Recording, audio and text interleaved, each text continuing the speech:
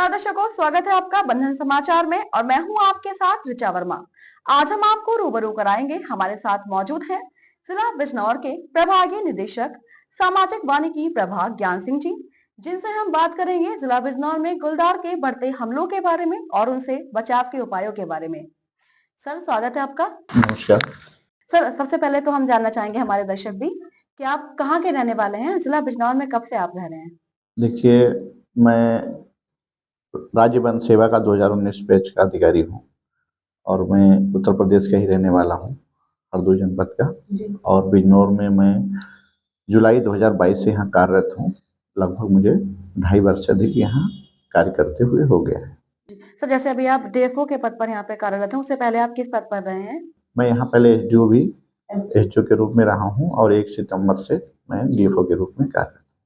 जी sir, जैसे कि हमारा हमारा आज का एपिसोड मानव वन्यजीव संघर्ष जन जागरूकता के ऊपर है, तो हम सबसे पहले हमारे दर्शक भी जानना चाहेंगे कि वन्यजीव क्या होते हैं, उनके बारे में आप थोड़ा सा उनको जानकारी दें। देखिए, जो वन्य जीव के जो बात है, अगर इसको हम कानूनी जो हमारा वाइल्ड लाइफ प्रोटेक्शन एक्ट है, उसके तहत अगर हम इसको देखते हैं तो उसमें वाइल्ड एनिमल और वाइल्ड लाइफ दो को परिभाषित किया गया है। वाइल्ड एनिमल वो सभी एनिमल जो वन्य जीव संरक्षण अधिनियम 1972 यथा संशोधित 2022 की अनुसूची 1 और 2 के जो भी प्राणी हैं वो वाइल्ड एनिमल कहलाएंगे। और वाइल्ड लाइफ में जो कोई भी नेचुरल हैबिटेट है, उस नेचुरल हैबिटेट में कोई भी जलीय पारिस्थितिकी जंतु वनस्पति जो भी आता है वो सभी वाइल्ड लाइफ कहलाता है। लेकिन वाइल्ड एनिमल में जो हमारा एक्ट है उसके अनुसूची 1 और 2 में जो जानवरों का नाम दिया गया है, जिन्हें संरक्षित किया गया है, वो सभी वाइल्ड एनिमल हैं। अगर सरल भाषा में हम कहें, दूसरी तरीके से लोगों को, जो हमारे दर्शक हैं उनको बताने के लिए, तो आप समझिए कि जो पालतू पशु हैं, पालतू पशु को छोड़ करके सभी वन्य जीव या वन्य पशु कहलाएंगे। और उसमें सभी का कहीं ना कहीं जो संरक्षित नहीं भी हैं, तो उनका भी हमारी जो बायोलॉजिकल डाइवर्सिटी है उसमें कहीं ना कहीं उनका महत्व है। सर, जैसे कि हम गुलदार को लेकर बात कर रहे हैं और आप देख भी रहे हैं जिला बिजनौर में गुलदार के काफी हमले हो रहे हैं और गुलदार कई जगह पर देखे भी जाते हैं, तो उनसे बचाव के क्या उपाय हैं, थोड़ा ग्रामीण, ताकि ग्रामीणों को जानकारी मिले। देखिए, जो हमारे जो जनपद है, बिजनौर जनपद जो है, बिजनौर जनपद वैसे तो गुलदार जो है हमारा संरक्षित और प्रोटेक्टेड एनिमल है, जो लुप्त प्राय की भी कगार पे है, परंतु जनपद बिजनौर में गुलदार की काफ़ी संख्या देखी जा रही है। उसके कई कारण हैं। उसमें अगर हम देखें तो हमारा जो कार्बेट टाइगर रिजर्व है, सोना नदी सेंचुरी है, अमानगढ़ टाइगर रिजर्व है, इसके साथ ही साथ हमारा जो हस्तिनापुर वन्यजीव विहार जिसे पहले बोलते थे, आज की तारीख में उसे राज्य पशु बारहसिंगा अभयारण्य बोलते हैं, इन सभी जो प्रोटेक्टेड एरिया है, वन्यजीव क्षेत्र है, इनसे घिरा हुआ है। उसके साथ ही यहाँ पे गन्ने की जो खेती है वो बहुतायत में हो रही, करीब 3 लाख हेक्टेयर से अधिक क्षेत्रफल में गन्ना है। और गन्ना जो है ग्रेमनी कुल का ही पौधा है। इसके साथ ही बिजनौर के जो खादर के एरिया है, खादर में एक पटेरा घास पाई जाती है। पटेरा घास भी ग्रेमनी कुल का ही पौधा है। पटेरा घास की पत्तियाँ और गन्ने की पत्तियाँ लगभग लगभग सेम होती हैं। तो इनका मैं तो यही मानता हूँ कि वन क्षेत्र से या जो हमारे पटेरा खादर क्षेत्र हैं, उससे जो गन्ने का लीव्स है वो मिलता जुलता होने के कारण धीरे धीरे इनका माइग्रेशन गन्ने के खेतों में हुआ। और अभी आज की तारीख में गन्ने के जो खेत हैं उसमें बहुतायत में जो गुलदार हैं उनके जो ब्रीडिंग हो रही है, उसमें जो बच्चे पैदा हो रहे हैं, तो वो गन्ने के खेतों को ही अपना नेचुरल हैबिटेट मान के चल रहे हैं। तो एक तो ये कारण है कि यहाँ गुलदारों की संख्या अधिक होने का। दूसरी बात है कि जो बात चल रही है कि हम उससे बचाव के लिए क्या करें, तो जो हमारे पास डेटा है, जो हमारा अनुभव है, उसके आधार पे देखा गया है कि जो छोटे बच्चे हैं, बुजुर्ग हैं, ऐसे लोग गुलदार हमले के लिए बहुत ही संवेदनशील हैं, क्योंकि गुलदार छोटा प्रेफर करता है, छोटा। तो मेरा लोगों से, आपके जो दर्शक, आपके चैनल के माध्यम से मैं दर्शकों से अपील करना चाहता हूँ, जो भी हमारा खेती बाड़ी का काम होता है, गन्ना कटाई हो गया, अभी गेहूं की कटाई चल रही है, गन्ने के तो लगभग लगभग खेत समाप्त हो चुके हैं, गेहूं की कटाई चल रही है, तो वहाँ पर बच्चों को और बुजुर्गों को साथ में ना लेके जाएं। जब भी वो जाते हैं तो समूह में जाएं। जाने के उपरांत वहाँ पर जैसे रेडियो है, ट्रांजिस्टर है, या मोबाइल फ़ोन आजकल चल गए हैं, तो इनको हम बजा करके रख दें।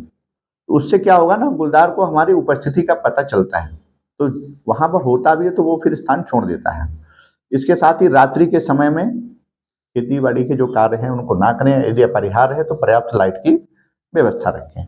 इसके साथ ही जो हमारे कई मैंने ऐसी घटनाएं यहाँ पर देख रहे हैं कि शराब के नशे में लोग साथ में घटनाएं हुई हैं, तो शराब के नशे में रात्रि के समय में अपने घरों के अंदर रहें।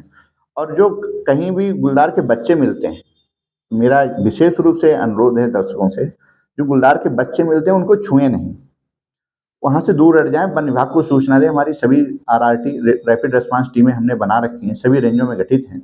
आप और हमारे डिविजनल कंट्रोल रूम भी बनाया हुआ है, वहाँ पर सूचना दें तो हमारे फॉरेस्ट के लोग जाएंगे और उनको जो है रीयूनियन कराने का प्रयास करेंगे। देखा ये गया है कि जैसे जो हम बच्चे हैं गुलदार के, जो बच्चों को हम जो भी हमारे पब्लिक के लोग हैं उनको छू लेते हैं तो उसमें उनको गंध आने लगती है, फिर वो ले नहीं जाते तो उसके 2-3 कारण होते हैं। एक तो जो मादा होती है वो बहुत फ्यूरियस हो जाती है, हमले बढ़ने के बहुत ज़्यादा चांस बढ़ जाते हैं।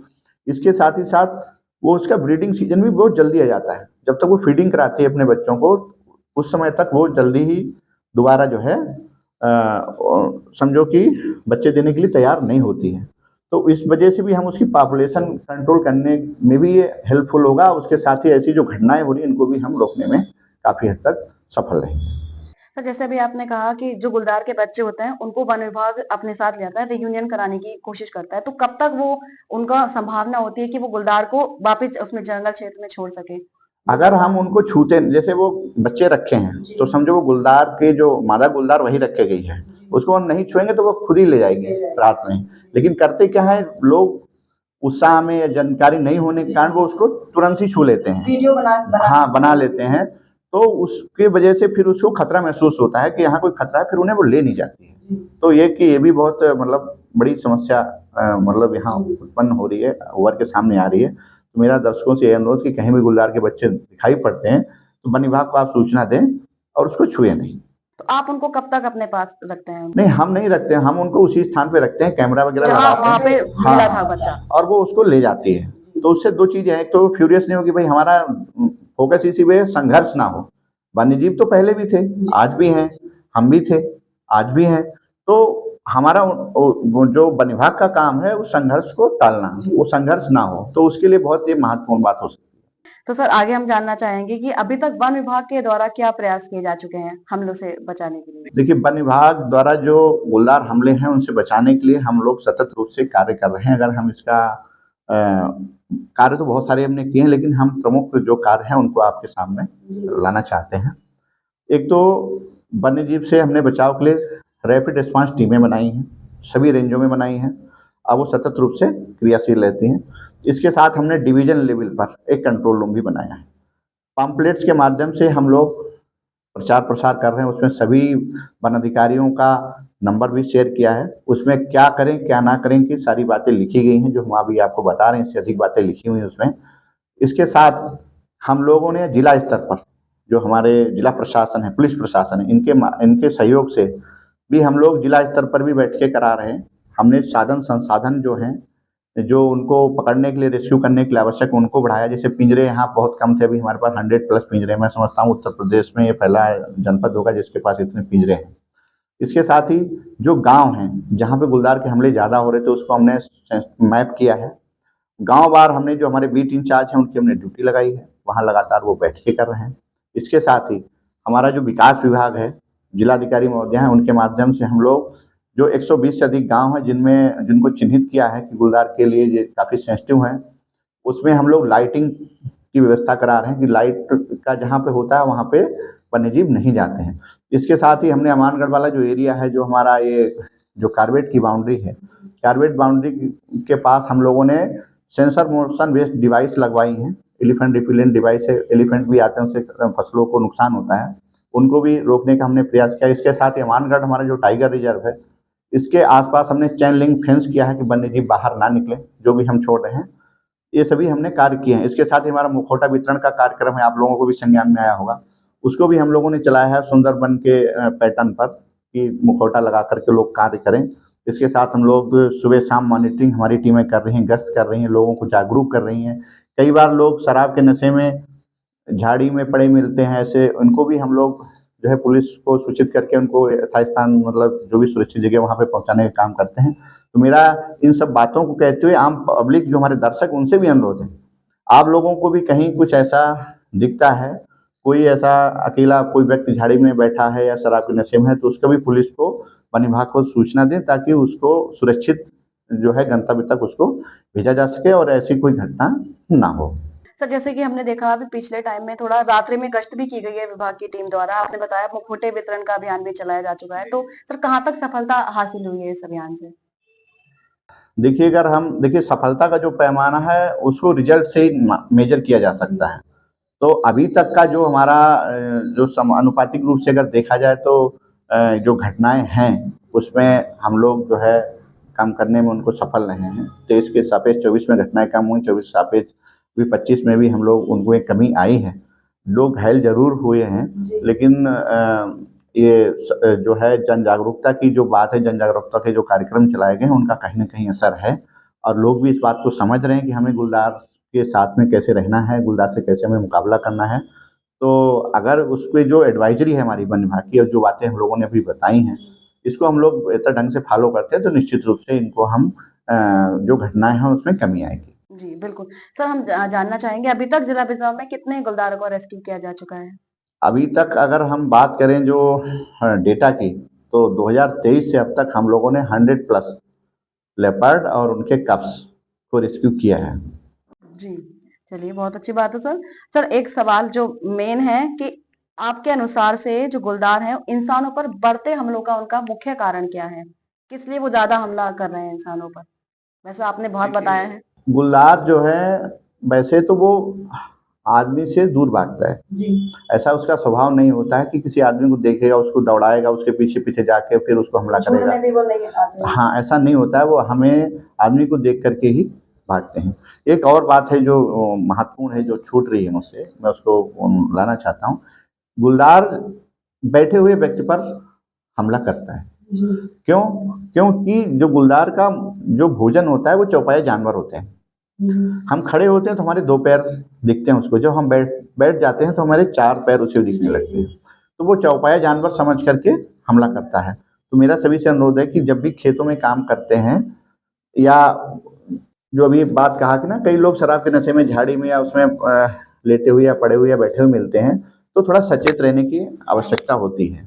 और दूसरी जो बात है कि जो गुलदार का जो आपने कहा कि और हम क्या कर सकते हैं गुलदार हमलों से बचाव के लिए, तो मेरा यही है आपके दर्शकों से अनुरोध है, जो हमारी एडवाइजरी है, जो हमारे जन जागरूकता के कार्यक्रम हैं, उनको फॉलो करें और जो हमारी वन विभाग की टीमें हैं, जब भी कहीं कोई ऐसी घटना होती है, गुलदार कहीं दिखाई पड़ता है, तो उसको हमें सूचित करें हम लोग ताकि समय पर रिस्पॉन्स करके ऐसी घटनाओं को हम लोग कम ला सकें।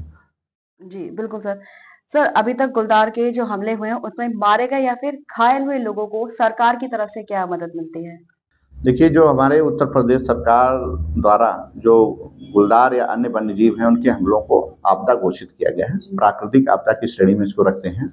इसमें उत्तर प्रदेश सरकार की ओर से मृत व्यक्तियों के परिजनों को देखिए उसका कोई एक तरीके से कंपनसेशन तो नहीं हो सकता किसी मृत का, परंतु एक सहायता है। 5 लाख रुपए की आर्थिक सहायता मृत व्यक्तियों को मिलती है और जो घायल गंभीर रूप से घायल होते हैं, उनको 1 लाख रुपए की आर्थिक सहायता दी जाती है। जी। सर जैसे जब हमले होते हैं तो हमने देखा है अक्सर जो परिजन होते हैं उनके वो बहुत ज़्यादा हंगामा करते हैं। फिर आप उस परिस्थिति को कैसे आप हैंडल करते हैं? देखिए, अब ऐसी परिस्थितियों को तो हैंडल करने में जैसे आप लोग हैं जो हमारे जन जागरूकता के जो कार्यक्रम चल रहे हैं, इससे हम लोग लगातार लोगों के संपर्क में हैं। लोग भी देख रहे हैं कि वन विभाग अभी काम कर रहा है ग्राउंड लेवल पर और जो वन्यजीव हैं, जो प्राकृतिक वन्यजीव हैं, ये इनको तो समझाया नहीं जा सकता।